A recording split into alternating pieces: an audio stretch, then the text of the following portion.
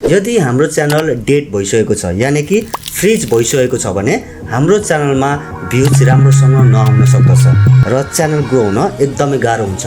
तर योदेखि दुईवटा अन्य कारण पनि हुन सक्दछ जुन चाहिँ तपाईसँग रिलेटेड तपाईको कन्टेन्ट तपाईसँग म्याचिङ भइरहेको छ छैन र तेस्रो कारण हुन सक्दछ तपाईले युट्युबमा अपलोड गरिएको भिडियो सही तरिकाले अपलोड गर्नु भइरहेको छ या छैन।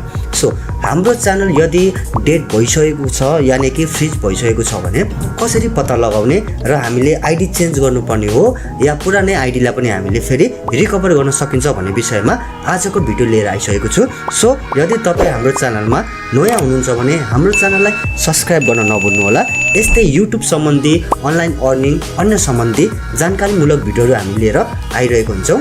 भिडियोलाई अन्तिमसम्म नछुटाइकन हेर्नु होला, ज्यादा हुन्छ। सो दोस्रो कारण भनेको तपाईको जस्तै म्याचिङ कन्टेन्ट म्याचिङ भन्नाले तपाईले गेमिङ गरिराख्नु भएको छ भने हुनसक्छ तपाई गेमिङ भन्दा धेरै राम्रो ब्लगिङ पनि गर्न सक्नुहुन्छ।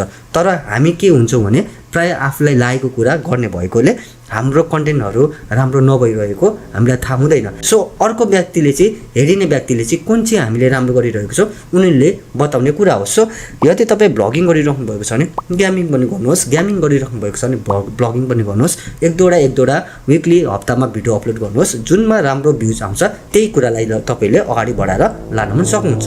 र तेस्रो कारण रहेको छ तपाईको भिडियो अपलोड गर्ने तरिका। यदि तपाईले सही तरिकाले भिडियो अपलोड गरिराख्नु भएको छैन भने तपाईको युट्युब च्यानल ग्रो हुने चान्सेस एकदमै कम हुन्छ। भिडियो अपलोड गर्नको लागि एसइओ यानी कि सर्च इन्जिन अप्टिमाइजेसन हामीले भिडियो कसरी अपलोड गरिरहेको छौँ भन्ने नै हुन्छ। थम्बनेल कसरी बनाइरहेको छौँ, टाइटलहरू कसरी राखिरहेको छौँ, डिस्क्रिप्सनमा हामीले के गरिरहेको छौँ, ट्यागहरू कुन युज गरिरहेको छौँ, लोकेसन के गरिरहेको छौँ, हामीले